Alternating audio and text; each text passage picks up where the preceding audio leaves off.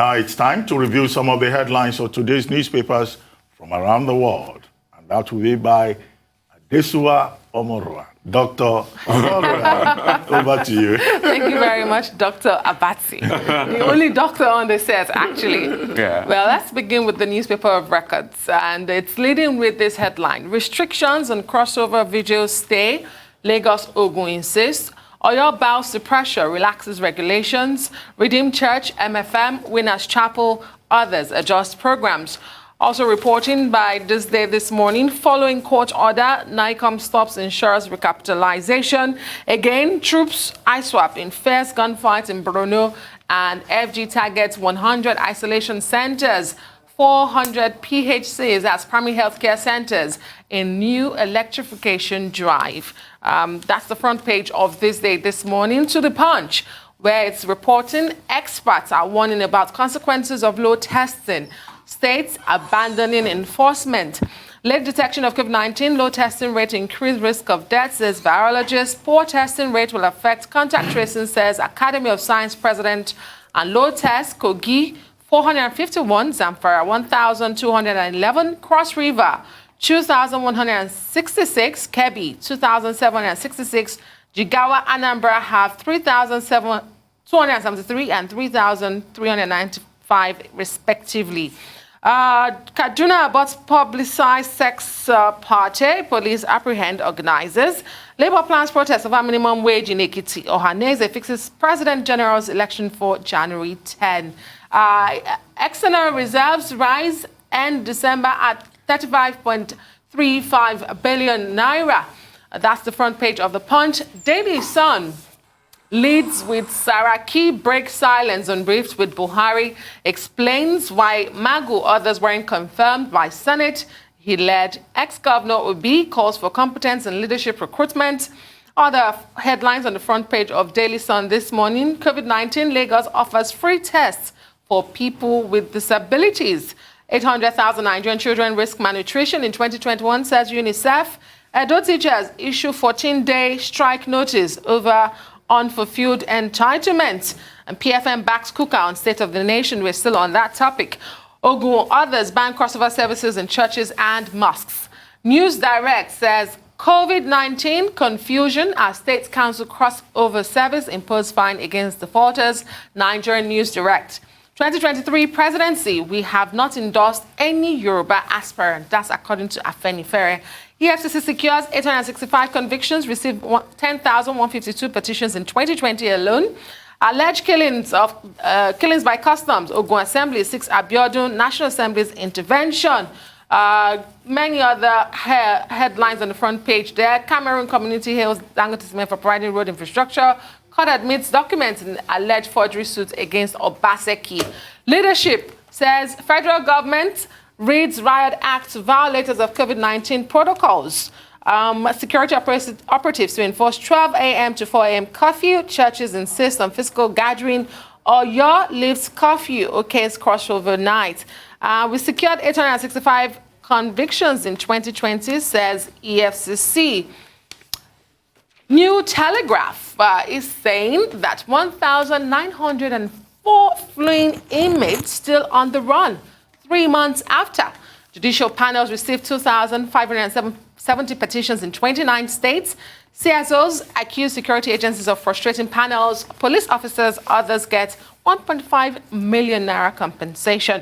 As Sanwo-Olu leaves 364 people with special needs, Lagos earmarks 500 million naira to address people living with disabilities challenges. And new airlines face survivor challenges in 2021. The New Telegraph is reporting. The Vanguard says pandemic worse than COVID-19 coming. WHO. I warned against reopening schools. NMA president is saying, take responsibility on crossover services. That's Lagos state government. Why we allowed crossover services in Oyo, Makinde, Ogun bans crossover services. Let Kuka be. He spoke the truth. That's according to Autumn and the PFN. Message true reflection of current situation in Nigeria, says Autumn. Don't use Kuka as sacrificial lamb, says PFN. And as a poll crisis looms over venue, Igbo leaders oppose holding of election in Owerri. 2020 UTME, no dates fixed for sales of application documents yet, says JAM. And minimum wage, we will shut down government activities if, there's a big if, and that's from Ikiti. What is Daily Trust saying this morning? Well, it's leading with 2020, Nigeria in 12 months. That's a recap of the year. And of course, it's also pictorial on the front page of the Daily Trust this morning. Others, Muruk to Kuka, resign as Secretary of Peace Committee. Buhari to sign 2021 budgets today. That's according to presidency. Landmines kill 9, injure 8 in Borno State. While Senator Ondami rejected Magu, other Buhari's nominees, says Saraki. And the Daily Independent, Afenifere, Ohaneze, ACF, Middle Belt Forum, PANDEF, join forces. We have not endorsed Tinubu. Fayemi Bakare, says Afenifere. Again, stakeholders fear disaster at Apapa Tank Farms. Buhari may sign 13.58 trillion naira 2021 budget today. And 2021, 10 million children in Nigeria. 6 others may face malnutrition, says UNICEF. And our government suspends curfew, approves crossover nights in the state. And finally, The Guardian. The Guardian is saying that Buhari's oil ministry reels under corruption allegation. That's the bold headline The Guardian is releasing this morning. Okay, I just want to pick 2 quick stories. The first one will be 500 million that the Lagos State government is marking for people living with disability. Yeah, I'm excited about that report, but more has to be done. And apart from even money, I think it starts by even having an engagement framework where we understand the needs of people with disability. And what are those needs? They want to see that their abilities are appreciated in the disability they have. The first need will be access. There are laws in place as we speak today in Lagos that says buildings that don't have, every protocol necessary for somebody living with ramps and the likes. But you don't have enforcement of those protocols. It's still in and far between. So people living with disabilities can access many buildings, can access many banks to start with. They need inclusion in society.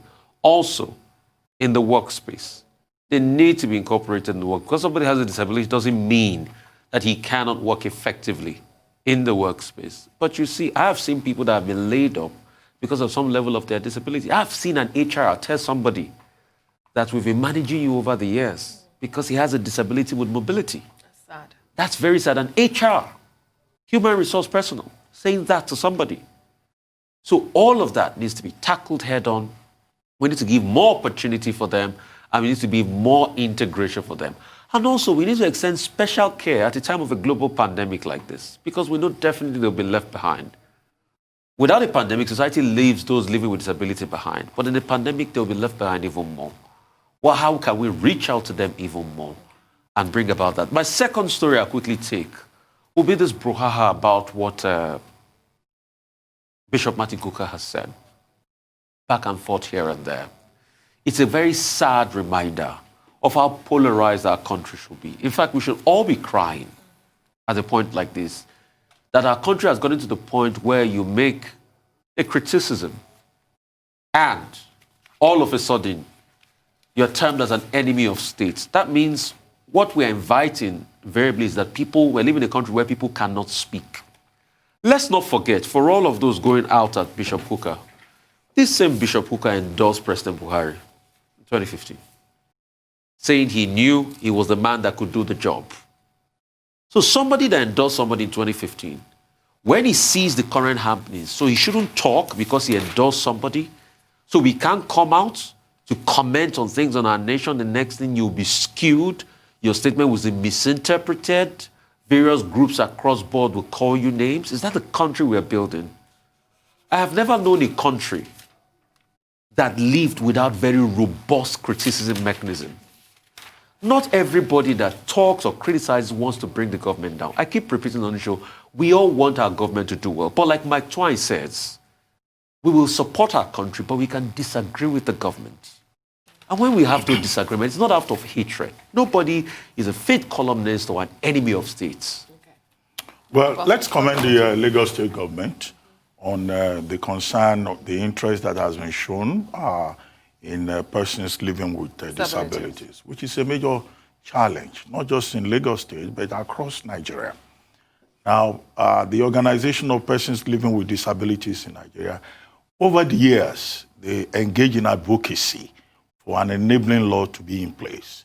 Now, one of the major achievements, I would say, of the Buhari administration was that President Buhari signed the Prohibition of Discrimination Against Persons Living with Disability bill into law. That law exists, and that's the law that provides a framework. Under that law, there is a provision for the establishment of a National Disability Commission, and also the direct engagement of persons living with disability who will be part of that commission. And the law even prescribes penalties for persons, who discriminate against persons living with disability.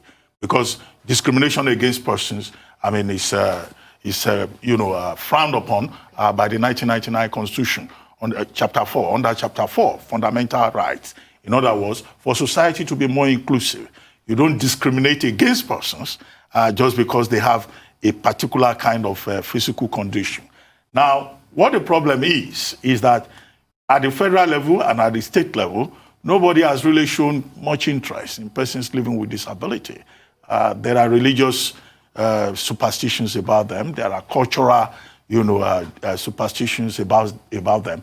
Now, this year, not too long ago, do you know that the National Organization of Persons Living with Disabilities, they went to protest at the National Assembly? Yeah. I don't know whether you remember that story. Yeah, I remember. They were brutalized by National Assembly security. Yeah. And they were saying that, look, we want to see how this bill, this law that is now in place can get off the ground. Yes. And they went there, they had a first meeting, they were given an appointment to come at another time. When they got there, what they received was, assault, blows, maltreatment. I don't know whether anything came out of that, but treating certain persons because of their condition as second-class citizens. Either they are persons living with disability, or they are children, or they are poor, or they are women, does not, align with the provisions of the Constitution of Nigeria. Now, quickly, another issue that I think I would like to reflect upon is Nigeria in 12 months, 2020. In fact, if you look at the world, you even go beyond Nigeria, you see that this has been a very sad year. This has been what is called an annus horribilis, a very horrible year, disaster. And if you look at the pictures on the front page of the newspaper that you reported, you have COVID-19 there, you have Zabamari, you have the NSAS protest, you have the Kankara schoolboys. Not too many happy stories that we can look at. The only happy story that is signposted here, highlighted here, is that of Anthony Joshua, who many will say, well, his story is not Nigerian in some sense, because he's British Nigerian. So his achievement is something we share vicariously with the people of the United Kingdom. So these are the issues. But many of the papers that you reviewed also talked about these experts say low testing is part of the problem. And the chairman of the Presidential Task Force has called out states. He said states are not doing the testing.